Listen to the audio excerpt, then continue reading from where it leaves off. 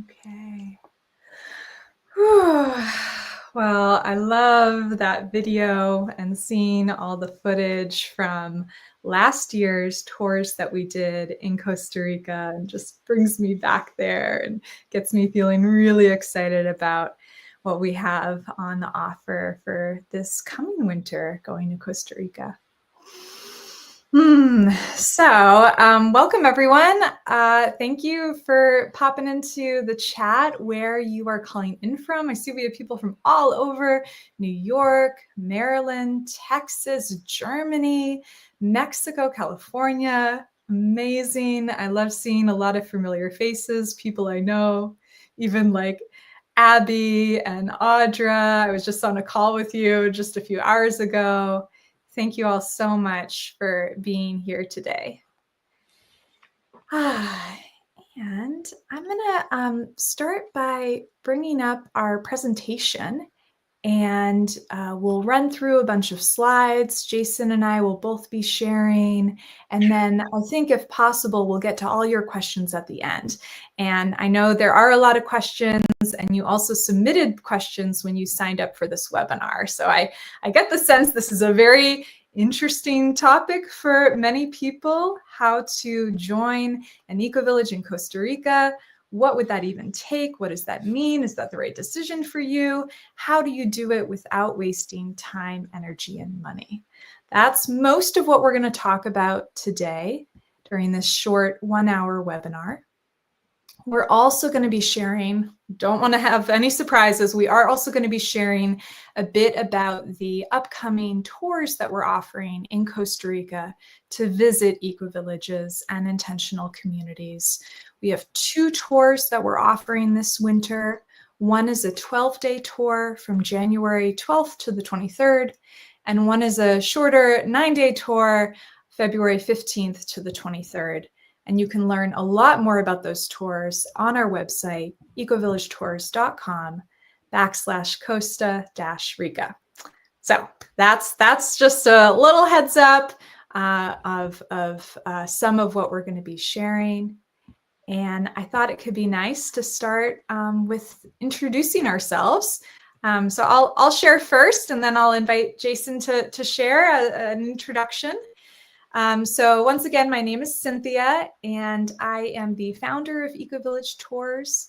We started this organization actually back in 2019, which was not the best time to start a travel company, as you can imagine.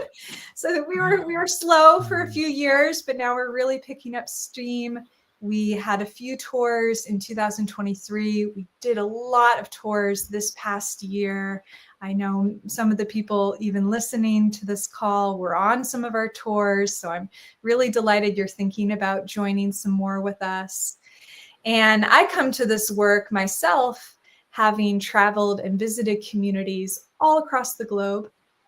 Intentional community living is my passion, it's my work, it's all the places I've gotten to visit, now numbering around 200 communities. And I also myself live in a community here in Vermont in the United States. It's a small, sweet eco-village, and I love it. And I feel so grateful for all of the travel I've gotten to do and the ways in which community living has benefited me in my own life. And also, yeah, I think that community living is what the world needs right now, especially with all the challenges we're facing. So I started Ecovillage Tours because I wanted to make it easier for people like you to find community, to go spend time visiting, to check out a diversity of places so you get a feel for the different models, and then decide, yeah, maybe one of these places could be a community I'd like to join, and I'll go back and I'll spend more time. Maybe you're thinking, ooh, I could start an intentional community, and you want to go on a tour to get inspiration to fuel your own journey. So regardless, I hope that you consider our tours and yeah, come along, explore, be part of the search for a better world. And I'll also just briefly share, so Jason and I connected 2 years ago now, and I was so inspired by the work that Jason's been doing in Costa Rica for over a decade, really deeply connected with the communities there. So I couldn't think of a better person to partner with to help make these tours possible. And I'm really glad to be continuing and deepening our relationship. Okay, Jason, over to you. Yeah, well, I was thrilled to be contacted by you those couple of years ago. There's not a whole lot of us in this field that are, really in the community building world. I think a lot of people come to community building motivated by an escape from things in the world they don't like, they don't want to see anymore. And so there's this antiism and this like against things that comes, I think, with certain aspects of the movement and people.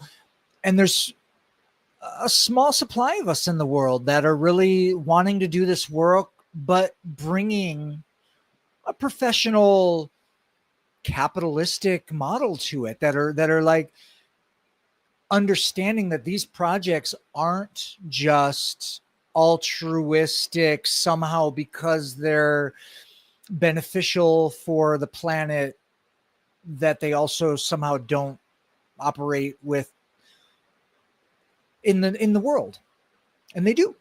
And so yeah, I just really admire the work that I've been following Cynthia for years, also through her work with the Intentional Community, IC.org, and all the great programs that they bring forward with professionals, consultants, people that have roots in the business world and in the operational world, logistics, because this is what I think a lot of the community projects are missing. And I think this is one of the things that keeps community seekers seeking longer than maybe they need to, because there's also this idea that these communities somehow can live independent of these parts of the world that we prefer not to participate in. And that's my background. In my 20s, I walked away from city life. I was a vagabond. I lived out of my backpack. I hitchhiked all around the Americas for 6 years, visiting intentional communities and permaculture projects. And these projects, many of them started with a rebellion away from society. And I got to see how that was working and not working for different projects, so that after a decade, 6 years on the road, and then a few years kind of understanding it from a different point of view within the city environment, when I had the opportunity to found my own permaculture education center / land cooperative community project, we went at it with a lot of that same, trying to do it with just belief system and good intentions, but lacking these formal organizational models. And we learned in our process and made our changes. And at that time, I investigated deeper intentional communities that have made it. I unfortunately read Creating a Life Together after we were already 6 years into our project. No, I'm sorry. 3 years into our project was when I finally got that book. And it was when we had failed that I was like, oh my God, we started winging it and we need guidance. So I read that, and then I was like, oh yeah, community living agreements we didn't want to start with that, and it hurt us. And so I went and researched all of the biggest communities that were still in existence from the 70s and 80s and learned what pivots they made. What did they do to change how they were doing to adapt with the times and create a business and create financial foundations for their members? And we wrote our agreements and changed our business plan and all of that based on the studies of these successful projects.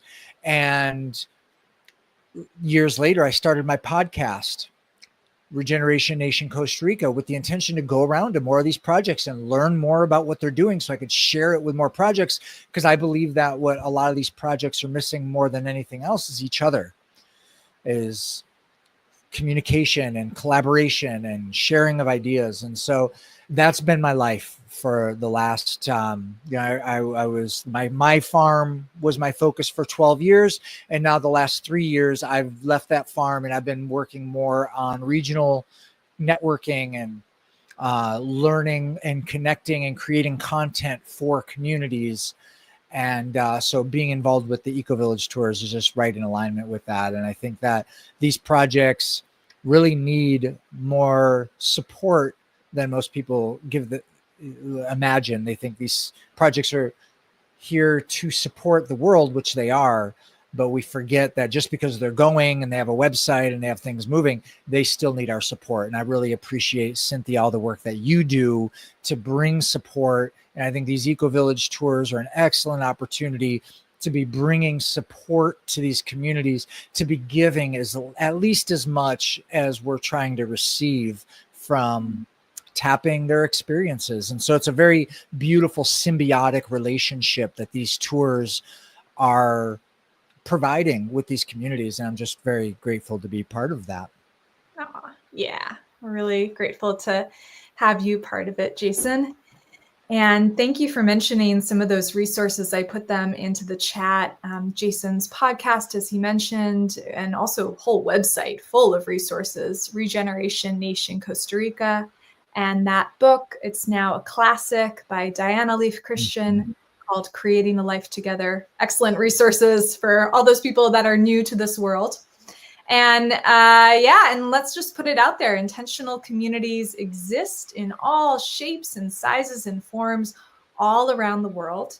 Today, though, we're specifically going to be talking about Costa Rica. So I'm going to share my screen again, and we're going to dive into a little bit more. Well, why Costa Rica? Why is Costa Rica so special?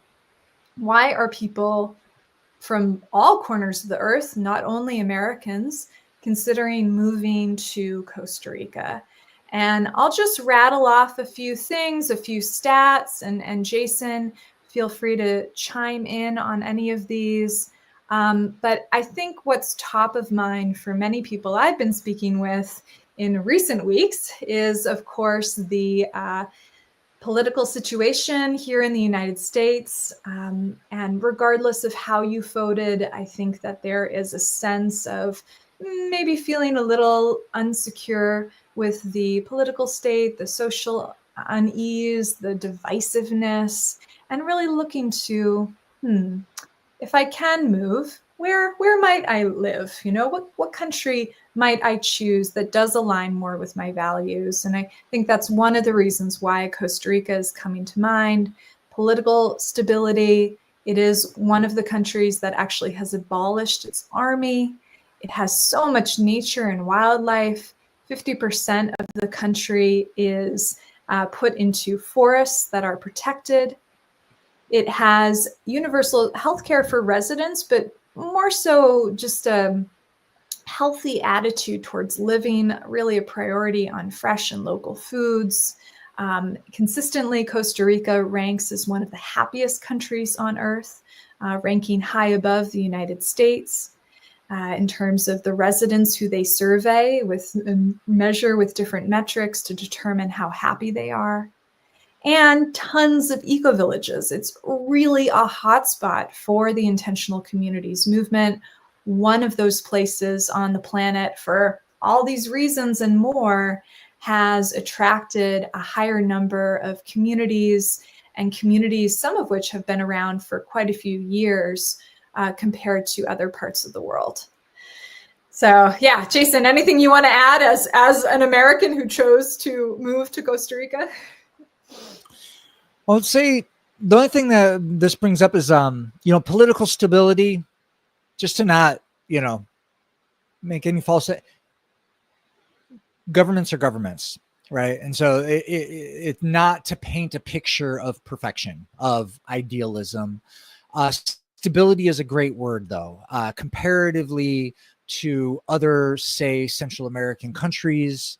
that are, Costa Rica has really stepped up as a global player economically, and in other regards, it is a leader in sustainability. It's also the leader in pesticide use and chemical, agriculture. So again, it's not perfect, but I had a realization actually today while I was in town. I was at the supermarket, and I was just planning a trip to the States to visit family here soon. And I was just so grateful for living here. And it occurred to me, like, why are you grateful for living here? And it really, more than any of the reasons you have on this list, is that Costa Rica has a culture of kindness. It's part of the culture here. It's the ideology, just the filters through which the local population relates to being alive in proximity to other humans is anchored in kindness. Yeah. And that's something that I see other cultures slipping away from in their contrariness. People get caught up on the contrary and the conflict and the disagreements and own their ideologies and are willing to defend and combat them. And there's just a softer way here in how people hold their preferences. And there's a saying, it's better to be kind than to be right, that I've had to repeat to myself in my life, in my indignation and righteousness and different aspects of things. And I remind myself that no matter what, it's important to be kind more than be right. And that's something that this culture has really helped me embody. And that's what I love most about Costa Rica. Yes, I love that. I'm sure it's a question that's on many people's minds, wanting to be respectful and considerate of the local culture and how they may feel about a bunch of expats moving there. Is Costa Rica a country that welcomes that, especially people who may be choosing to live in eco-villages in the country? Any thoughts you want to share, Jason? As a nation, absolutely. As a nation, Costa Rica has, in the last handful of years, made it sequentially easier for foreigners to move here. Many initiatives continue to make it easier, or even just to travel here and live here kind of as a perpetual tourist. So as a nation, yeah, they're definitely down. They want the investment. They want to continue growing on the economic global playing field. People, like people all over the planet, are individuals with their individual preferences. And then you have the entire spectrum of preferences. Those that have businesses in the tourism industry or who are selling land to foreigners, they're excited about it. Those that were poor before the tourists got here and they see unknowable amounts of money circulating through their community and they don't feel like they have any of it, they're less excited, right? So how every single individual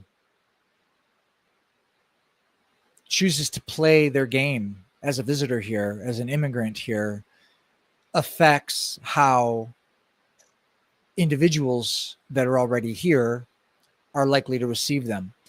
I feel like, we're having this regional conversation around gentrification. Last year, I did a couple of conversations about neocolonialism and how cultural bridging is the remedy to neocolonialism and gentrification. Too many people focus on like, oh, it's bad that money is coming into a region and it's changing it, and now locals can't afford this and that. It's not really where it's at. It's that people are coming in from other places with their own cultural preferences, and they're coming here too often and implanting their idea, a new culture, in a place that already has a culture. And when the people who've been living here for generations see foreigners come in who don't show up to the local association of developed meetings, who don't talk to their neighbors, who don't learn the language, who are paying people $3 an hour to bring in off a truck some statue from Bali that costs $30,000. You know, it's just disrespectful, and it's problematic and creates division and unwelcome. However, the beauty, like I said, about Costa Rica and this inherent desire to live kindly with the people around them, when they see people who come here, who learn the language, who come to the meetings, who show up to bingo and whatever other fundraisers going on just to be a member of the community. Because we talk about communities as these things where somebody or people buy a piece of property and then import community members. This is foreign to the idea of community that already exists here, which is very familial, very relationship based. It's not transactional based community. And I think that that is central for anybody who wants to come here in a good way and be part of the success of foreigners moving here in a good way and bringing gifts of economic opportunities and ideas and all of this. You can bring all of these good things and feel like I am contributing to the community. But if it's in transactional ways, I'm sorry, but you're part of the problem. But if you want to be part of the solution, it's actually so joyfully easy. I mean, it's hard to learn a language. It takes courage. It takes discomfort and humility. But it also takes some dedication. And in a short period of time, if you can make that dedication and really show up, like, I'm not here to live in a community of imports. I'm not here to import my community into a place that already had a community, but rather I'm here to join a community that already exists and see how I can contribute to it and make it ever richer with my gifts and contributions. That difference of approach makes all the difference as to how you're going to be received by the people who have been living here for generations. And they count more than the government, in my opinion, when it really comes down to it, as far as receptivity to this movement.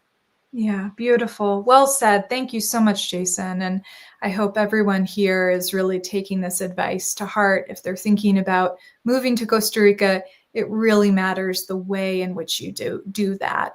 And I think Jason is an excellent resource that you can lean on for learning more about this topic. And it's a lot more could be said. So just to give you a taste for what moving to Costa Rica might mean, why you may want to do that. I know many of you who are contemplating this are maybe like scratching your head a little bit, looking at a map, trying to figure out, okay, what are the different regions of Costa Rica? What are the communities that exist there? You might be feeling a little overwhelmed by the number of communities, and knowing that it's good to go visit the country and to get into some of these places. You can try out, hey, is this actually something that I want to do? So we want to talk a little bit now about visiting communities, because it is an essential part of this process. However, it can be uniquely challenging in Costa Rica. First of all, because of the number of communities. I think at some point, we're doing some research, or Jason, maybe 20, 30 different community projects in the country. Well, again, we've got this word community that the more we do this work, the more we recognize that it has many definitions. As far as like a piece of property that was purchased with the intention of having other members collaboratively invest into that said project and live together in a community that has a name and maybe a website. Yeah, I'd say there's about 20 to 30 of them on my list that that I've got tagged as a community. There's probably another couple dozen I have on another list that I refer to more as like impact centers that are maybe 1 to 3 families that own a project together. Maybe they have a retreat center, do some transformational or educational events. They're not really advertising as a community. They're not really trying to like bring in a lot of extra players, but they're a community of people co-creating together, and their focus is more on that regional community sense. It's not Mhm. about importing members into their community. It's more about, hey, we want to be a community centric project in our region. Yes. Now, that's a different type of community. It may not be one that people shopping for a community to buy into are looking for. However, I count them as community centric projects as well. And all of there's no clean categories for any of it, is what we're really finding, is that Absolutely. it's really, you could pick 2 factors that are kind of contrary and divide a little bit, but as soon as you do that, then you look at those 2 and you're like, well, actually this one, there's some of these should be kind of clumped with some of these, so we'd have to divide it in a different way to make a Yeah. different. So but yeah, that's, I would say that was the kind of thing. Yeah, 20 to 30 projects that I've found that are a community that's looking for community members, and another Mm. 20 to 30 that are smaller projects that find work in their regional community to be very important. And they happen to be in areas with other people who own land locally that are working communally with them to do these things.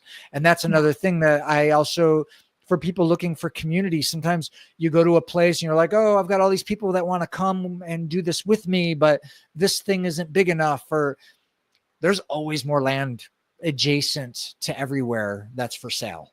And that's Yeah. just something else to think about, is that community doesn't have to be within one property line. It can be a regional collection of people that are collaborating. Yeah, here, here.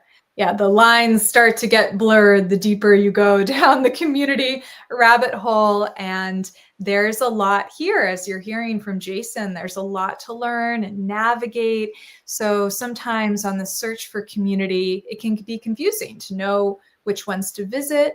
Um, they don't necessarily know you, obviously. You're coming in as a stranger. So not only getting yourself to the location, but then once you're there, how are you going to really ensure that you're getting a valuable experience, that you're able to ask the questions you want and get the information that you want from the people you'd like to hear it from? There's a lot that goes into the community search process.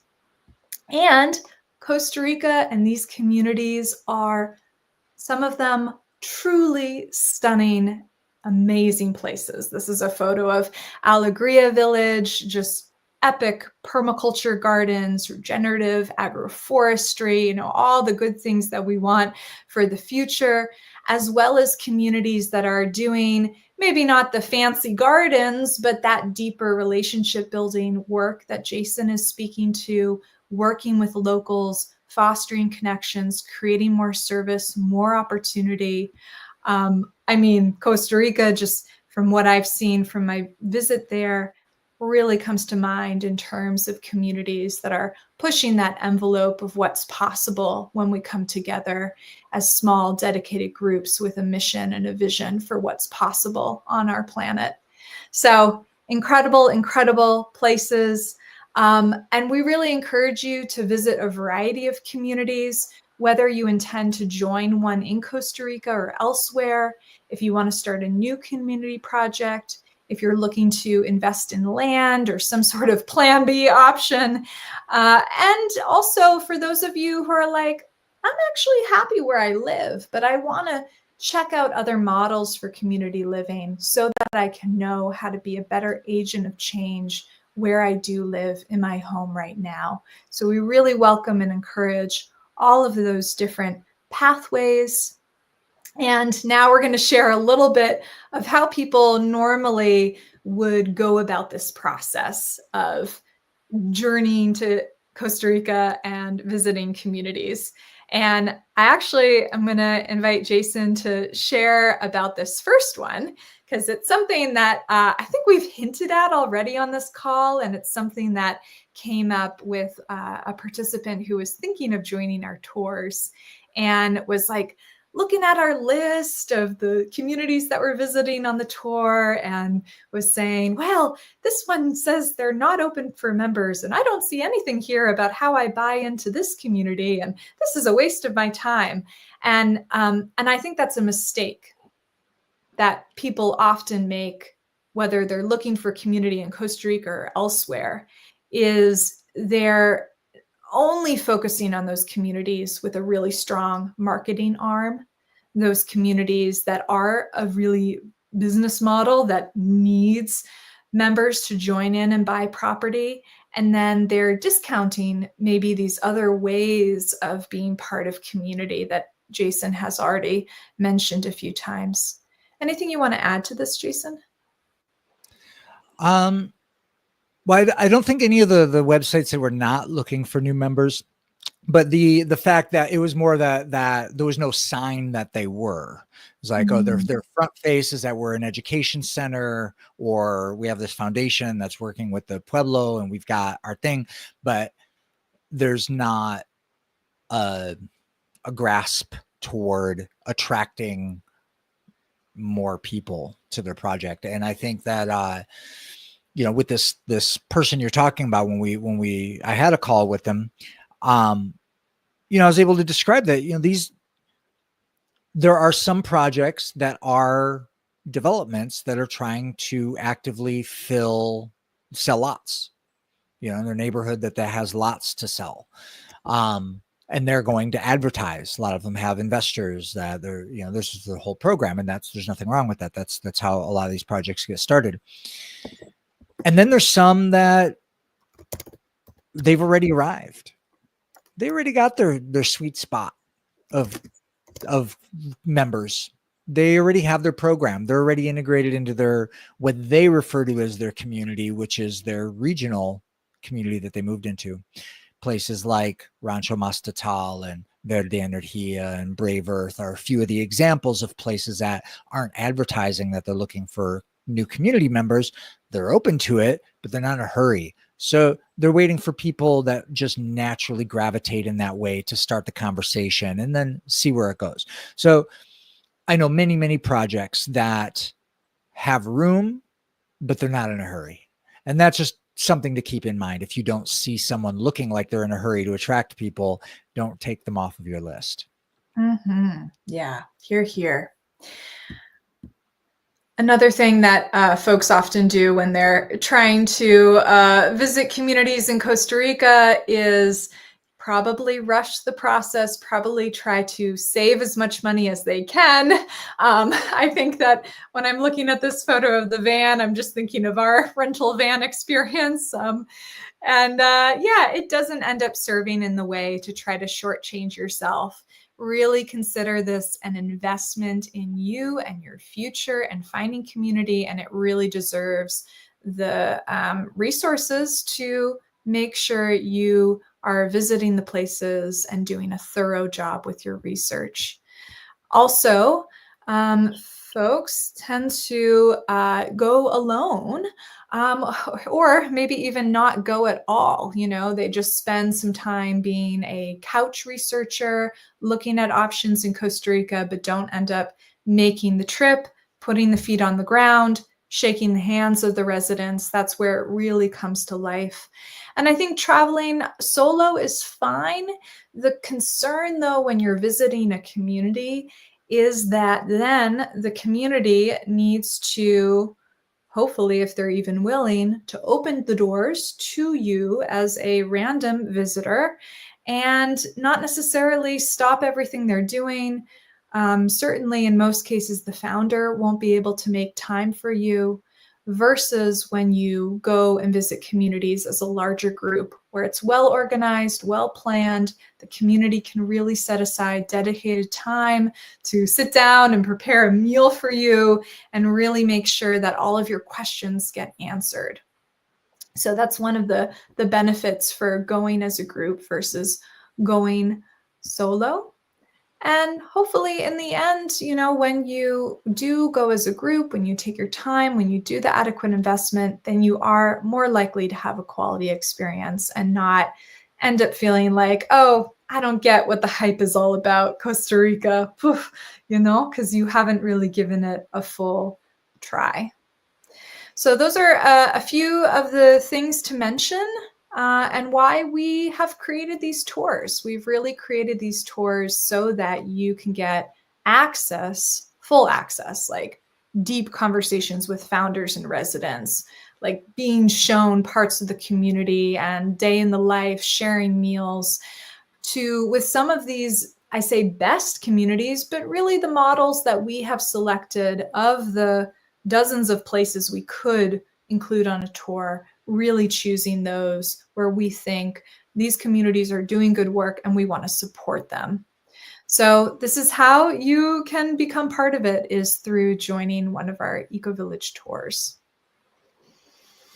And yeah, I know there's a lot more questions about like the particular aspects of joining communities in Costa Rica and immigration. So I want to get into that. I'm just going to briefly again highlight the tours that are happening this January and February. There were a few questions about tours happening later in the year. Unfortunately, for right now at least, we're just doing January and February. So, you know, we'll probably do it during the winter in 2025 and the winter again in 2026 if you already want to be planning ahead for that. And to mention a few things about the tours. So one is a 9-day tour that's in February. The slightly longer tour is in January. It does include all transportation in the country, awesome garden to table meals, usually with residents in the community, with food grown in the communities. On each tour, we do visit 7 or more different community projects. There's opportunities usually when we arrive. We get a walking tour of the community. We sit down for a full presentation to understand the history and the current status of the community, how decisions are made, what the ownership structure is, and you have the opportunity to ask those questions, as well as getting to form, I think, lifelong bonds with many of the people who you're traveling with. Like we have a WhatsApp group from our tours that we've done last winter that are still active, with people like connecting and collaborating. We've had people who've moved to Costa Rica from the tours who are getting resources and support. It's like awesome. And hopefully get some clarity on the next steps on your community journey. So that is the offer for the trips. Jason, anything you want to add there briefly before we get into the practical stuff?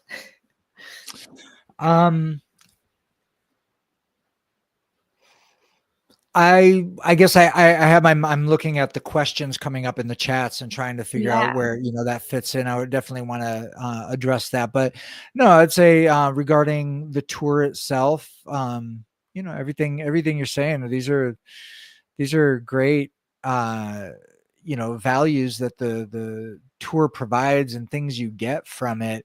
And, you know, really the other things that come up is at the end of the trip, what I think a lot of the participants got more than anything was expanded perspective as to what community is for them.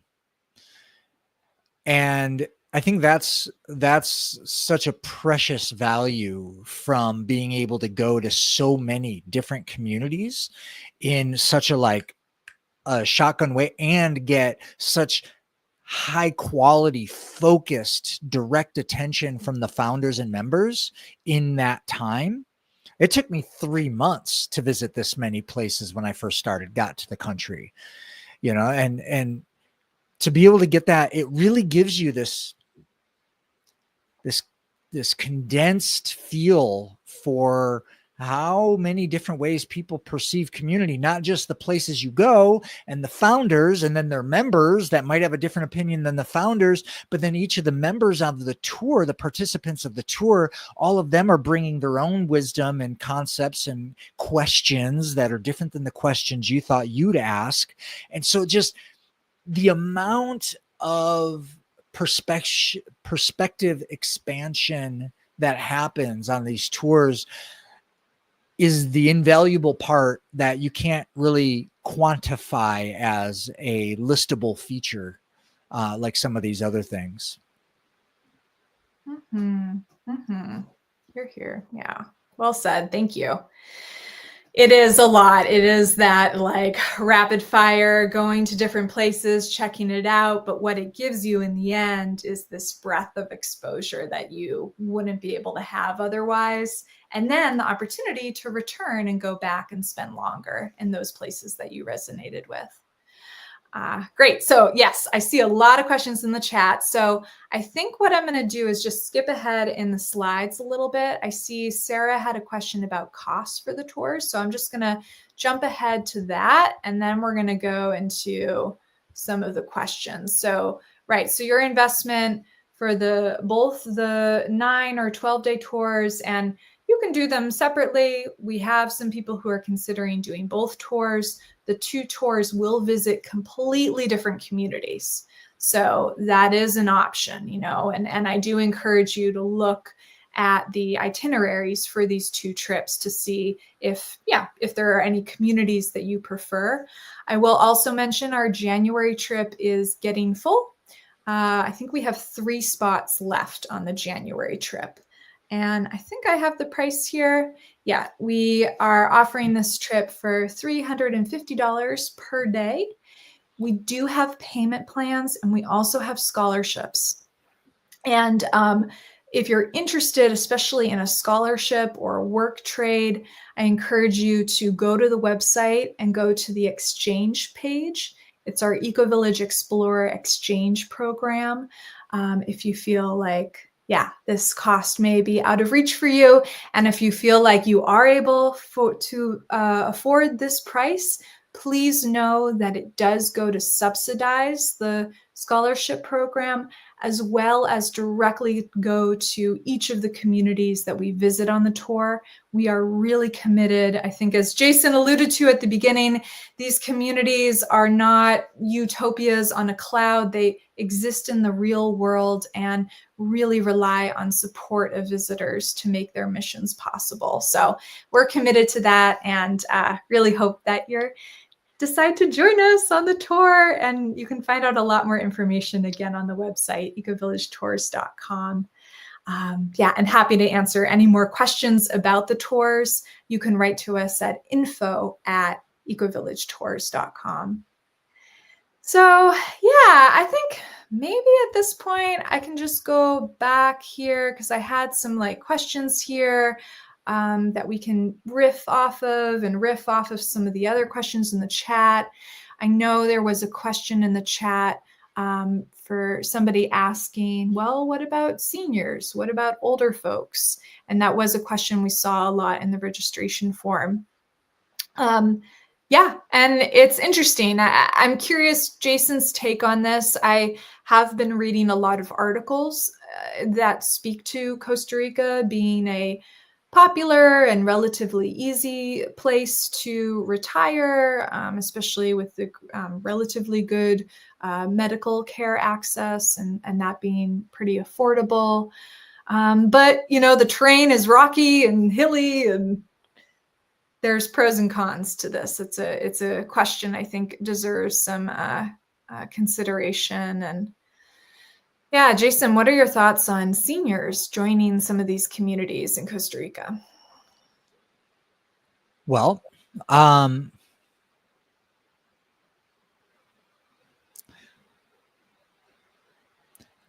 it is definitely a topic that came up on the previous tours frequently. And to be honest, on some of the communities that were asked, they didn't have a great answer as to their preparation for the elder generation being there, whose contributions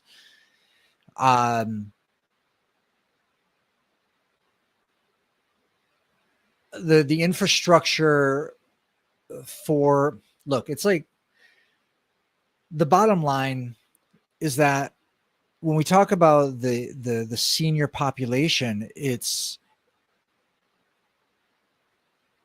I resist generalizing anything, but a lot of times you come in with people who have some finances to invest, maybe they might have a pension to keep them going, but they're personally lost. They've lived this full, rich, exquisite life with all this experiences, but they're at a place where they don't know how to monetize their gifts to the world, and or to really ambitiously create something for the community that's going to be this pillar that and a lot of these communities, especially in their younger stages, they're in growth stage, they're in ambition stage, they're in need for resources stage. So there ends up being this little gap of uncertainty, is like this project that's really growing, expanding, and creating ambitious movements and needs finances, and doesn't have a robust generations old infrastructure to care for people that have grown up there and have become elders and that are already inherently a part of the community. There gets to be this little bit of a uncertainty as to like, okay, I want to support you, but I also need support and I don't really know. So there's work to be done there too. And I've talked to people at Damenhur that have a bit more of a robust infrastructure for inviting contributions from senior members that really we need maturity for that here. So I would say that unfortunately there's work that needs to be done. And fortunately, there are opportunities available for people that want to step up and be the people that have done the research, that have the great ideas, that want to show up with enough resources to take care of themselves, that they're not showing up both feeling like they're going to be a burden on the community because they don't have the physical vitality they used to. And they know that within the next 20 years, they might need some extra special care, and they're shy about asking for strangers for that care because those strangers don't have an infrastructure.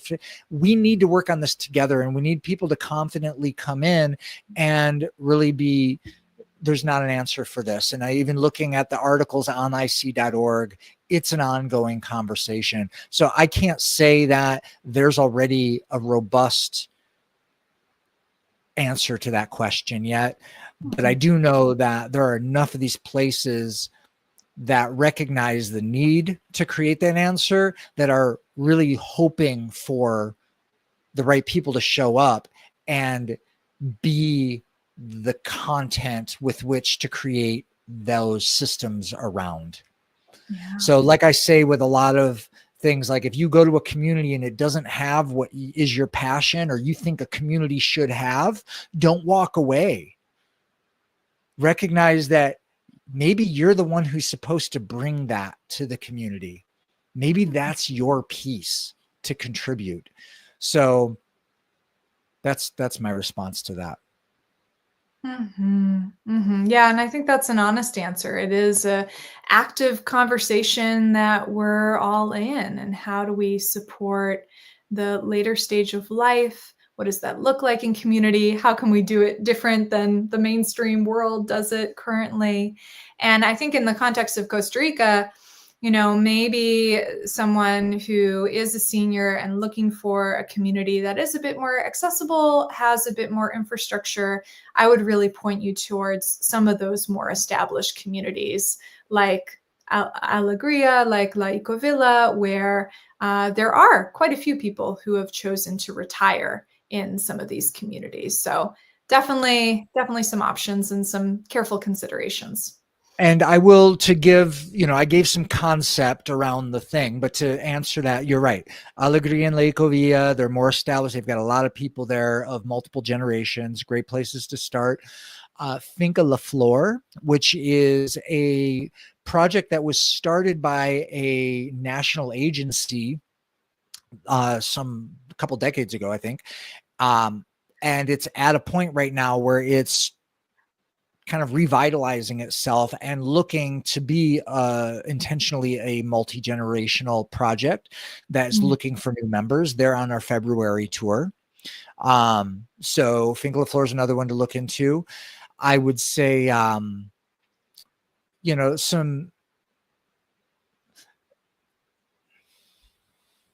actually they're not on the tours. Rise is also on the February tour, and they are very focused on multi-generational, family-centric. They've got the school and stuff like that. And I think that's what you'll find is these places that are multi-generational focused, you'll find the school is a good evidence that they're really trying to expand beyond the 30, 40 somethings that are comprise most of these communities. Other places to look for, also Earthwaking Village was another multi-generational community that won't be on the tours this year because of conflicts and scheduling, but one worth looking into. Yeah, so there's a few. Resonance, I would say, is another one that may be worth looking into. Tierra Moore has a vision for having multiple different themes within their community, and one of them is focused on multi-generational. They're very new, but they're another one worth looking into. So hopefully for those that are really looking for where should I start my search for as an elder, those are some that I think are top of the list for looking into. Yeah, great. Good. And I know there's quite a few questions about, like the practicalities of actually immigrating to Costa Rica, getting residency, costs associated with that. I also saw a question earlier regarding, well, how would I even know if a community is a fit for me? And I wouldn't want to be stuck with people who I may not get along with. And I want to separate two things here. So there's the process of moving to Costa Rica and what that might look like. But then there's the process of joining a community, which is a slow process, usually regarding building relationships, getting a chance for the community to feel out you and you to feel out the community and find out if it's a fit. It's not the same as just, oh, I want to buy a house and it happens to be in a community. I really encourage you to think of this more as building relationships. And so you would know at some point in that membership process if it isn't a fit because you don't really like the people, and then you probably wouldn't choose to continue to go down the membership process. So I hope that helps in making that distinction. And sometimes I get this question a lot. Well, is it a special process if I join a community in a different country versus just immigrating to the country, not in a community? And it really does not make a big difference. There's not a special status when you join communities, except with one exception, and that is Oroville in India. That's the one intentional community where there is a visa specifically for that community, which is quite interesting. And Jason, I think you even mentioned this at the beginning, that the government has made it easier for people from other countries to join. And some people, I think, even live there without going through the formal immigration and becoming a citizen of Costa Rica. Is that right? Yeah. There's the residency is most people's path is getting. There's permanent residency and temporary residency, and they've been continually expanding those options. And there's a lot of questions here specific to getting residency and work and the immigration process, and it's just a huge topic that really there's a limit as to advice that can directly be given on a call like this, because there are so many different categories and interests and approaches to moving to a country like this. Even if you think just buying into a community, you know, there's really, that's different for everybody. So what I'd like to share here, I have a friend named Sarah Elena who has a Costa Rica concierge service. She actually doesn't even know that I'm sharing this right now, but she has a YouTube channel that has a lot of really great content that you can go through and pick. She's answered all these questions. And so I'm going to share it in the comments here. Her YouTube channel is Sarah with an H, Elena. And yeah, check her out on YouTube, and you can get a lot of really your questions specific to your scenario answered there.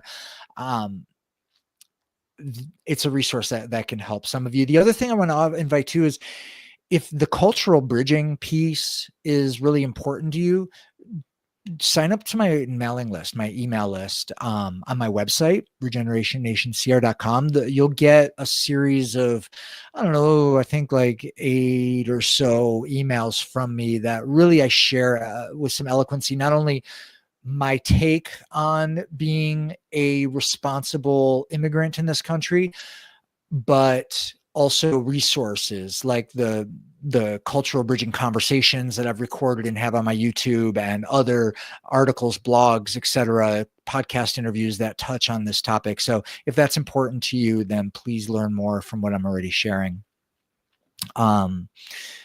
Yeah, so it's trying to bulk answer a few of these questions here. Yeah.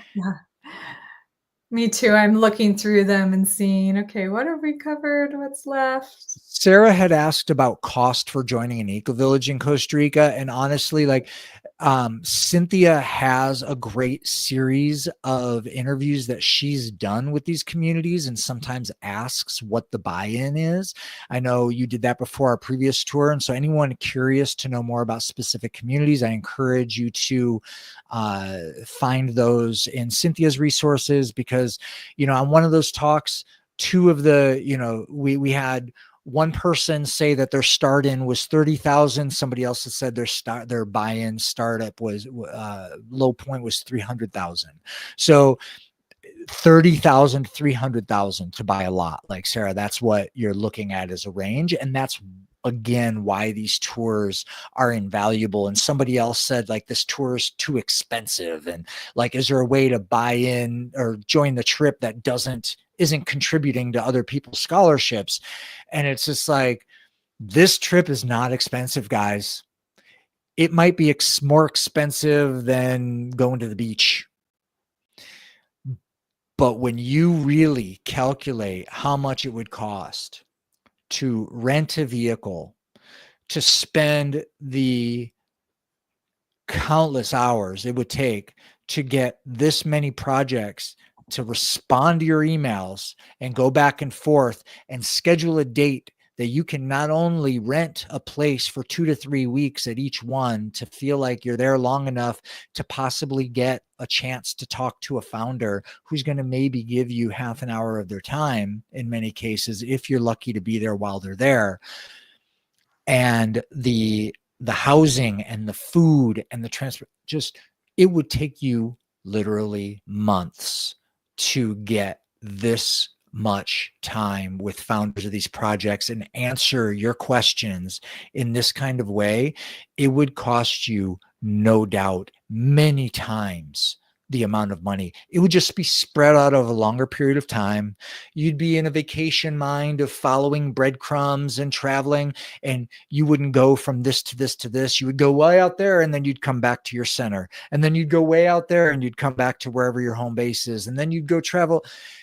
It would cost you so many tens of thousands of dollars to visit all of these places in a reasonable amount of time. And just I encourage you, when you're calculating the cost of these tours and what you get out of it, to really look beyond your calculations of how much a food and hotel might be for 2 nights to go visit a place. Because you could spend food and night and hotel for 2 nights and go visit a place but you're not going to get the value that you're going to get on the trip. And it's going to be time of just living expenses before the next place is really ready to welcome you. So it's important in your calculations to take into account the profound uniqueness being provided in the package that we're creating. It really is sincerely the most cost-effective and time-effective way to accomplish this mission. And again, looking at our past retreats, there are people that got that value. There are people who found their place. There are people that moved to this country. There are people who had projects that learned from these other projects and went home and are implementing what they learned on their own projects. There are people that had life-changing experiences. And we know this because, like Cynthia said, the chat from that group in January is still active. People are still getting together, going on additional trips, talking about their successes, sharing links to what they're working on. People got real long-term value out of these trips. And we got one coming up. So don't doubt it. If you're feeling it, don't talk yourself out of it. It is going to be as value as you want it to be. Yeah. And in no small part, because you get to hang out with this guy for multiple days and pick his brain and learn more about the culture and the process and dive deeper into everything we've been sharing. And I know that we are coming up on time here. And I really appreciate all these good questions. I think we've touched on most of them. I do want to encourage you, especially, Sarah, if you're wondering more about like the costs for each of these communities, if you go to the webpage for the tour, whether or not you want to come on the tour, if you go to the webpage, we have there a little blurb about each community. We share, how many land acres it is. We share what the culture's like. We link to the website. And on the websites, many of these projects will have the prices posted there for how much it costs to buy land, any rental opportunities, all of the buy-in information is usually there. So, I just remembered another community on the February tour that also has many people in the elder generation living there, and that's Florestral. Florestral in the Diamante Valley. They have a robust, established community population, and would be another one. They're focused. They definitely theme more on like ayahuasca ceremonies and stuff as their business model, but as residents, they have many residents, and they just bought an adjacent property to expand, and it's not all young people. So that's another community on the February tour that would be worth checking out. So really, I think for people that the senior question is high on the list, the February tour has a lot of both the tours really, because in January we're going to the Ecovillage and Alegria. So both the tours really have options, but yeah, there's more than none for sure. There's people working on it and are great experimentation stations to answer this questions in more confident ways in the future. Nice. And the name again, Jason, of the community, Florestral, I think you had mentioned just now. Yep. Yeah, great. Florestral. And Juliet has a good question. If I join both tours, are there a few eco-villages where I could stay for the 3-week period in between? Yeah, and I know there's a few people who are thinking of doing both and wondering about that 3-week gap between. And yes, there are more communities in Costa Rica that you could visit than we have fit on these 2 tours. So you could check out new ones. And there's some that maybe we will have visited on the first tour that you could return to. Yeah. And that's something I think we could follow up via email and give you a more definitive list depending on what you're looking for. Yeah, and that happened a lot on the last trips. There were many of the people on the trip that I helped even send them to places that weren't even on the tours that didn't make it to the trip, but that I knew would be a good fit for them. And I'd be happy to help anyone on the tour find the right fit and get them a direct contact to where they can hang out for those 3 weeks. Absolutely. Awesome. Yeah, and I'll put my email address here. Feel free, folks, to write with any questions. Again, my name is Cynthia, so that email address is cynthia@ecovillagetours.com. I would love to hear from you. And I'd be happy to answer anyone's questions. You can hit me up at jason@ecovillagetours.com. Just let me know. Yeah, happy to help. Thank you. Thank you, Jason. That's really generous. Yeah, so jason@ecovillagetours.com. I'll show that. And yeah, I mean, this is what we're here for. This is why we're doing this webinar. I know we tried to pack a lot in, and this is a big topic, but we genuinely are here to help you make the right decision for yourself. We genuinely want to see these communities flourish. It's what the world needs. It's how we're all going to live more healthy, fulfilling lives. And it's something that I hope that you consider, and would love to have you join our tours as well. Cynthia, can I answer this last question that just popped up? Sure thing. Do you have a minute? Yeah. Okay. Yeah. So the questions about local populations, indigenous, anti-racism, capitalism,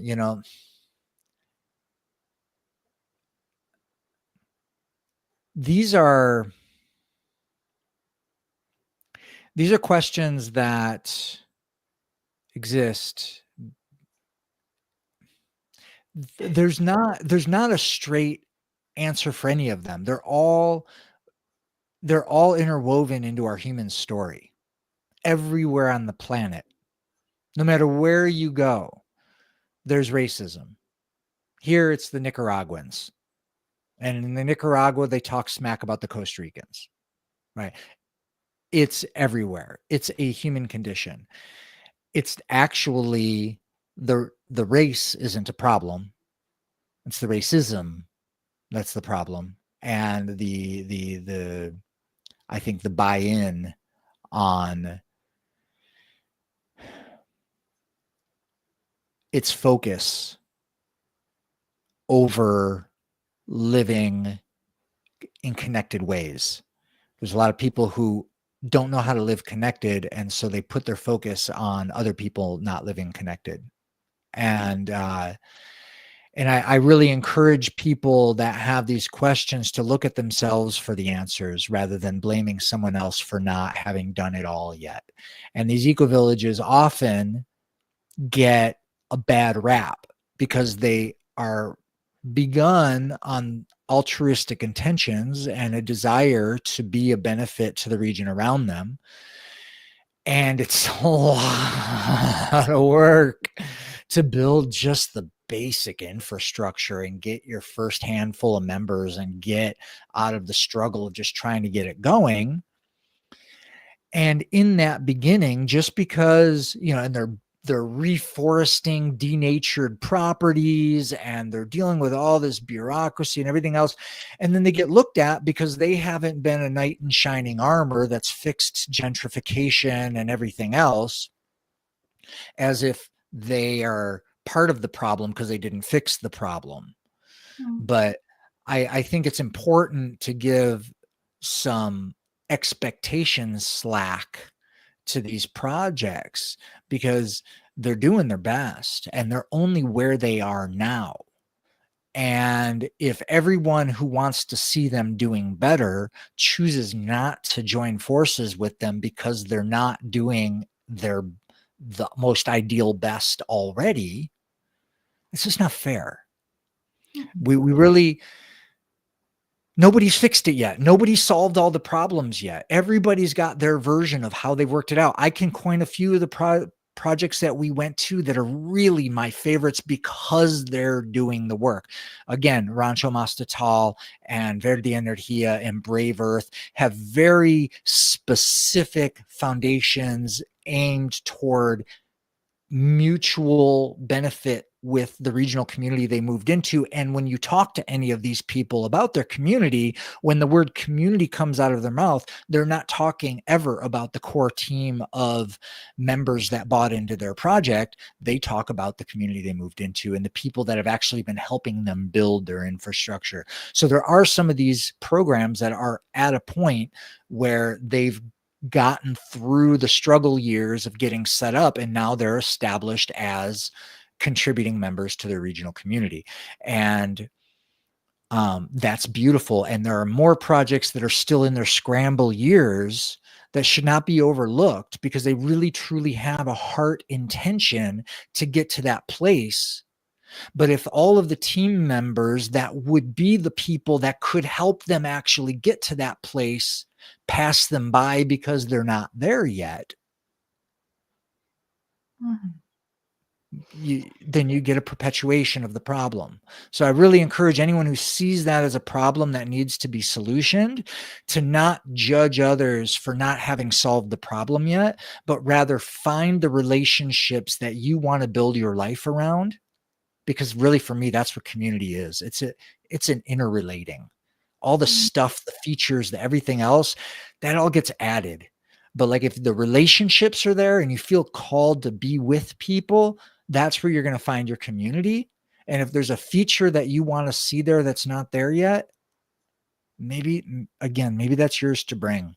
And it's not because a place doesn't have a solution to gentrification or community outreach, doesn't mean they don't want to. It just means they don't have the bandwidth for it yet, or they don't have the finances for it yet, or it's in next year's intentions, So just ask people with these judgments and expectations to slow down a little bit and really give more credit to the places that are really trying, and they're getting there. This is just where they're at now. This is a new movement. And yeah, that's what I want to say about that overall. Yeah. Thank you so much. Thank you. And it's a complex conversation. It's one we really want to have. And we did have a lot of conversations around these topics during the last tours. I mean, again, when you come on the tour and you sit down at a community, you're sitting down with the residents, the founder, and anything goes. All these hard questions really get to be looked at, and you get to hear genuinely what's happening, what the struggles are, what solutions have been thought of and are being tried out. So it's a rich learning experience in that regard too. Yeah. Okay. Oh, thank you. Okay, yes. Thank you, everyone, so much. Thank you for your good questions. Thank you for the appreciations. We feel them. Thank you as well for being here, and whatever you have going on in your own life with the journey that you are walking. Yeah, we're all here to learn and explore and hopefully create more community together. So thank you. Thank you, Jason. Always a pleasure, Cynthia. All right. All right. Take care. Bye-bye.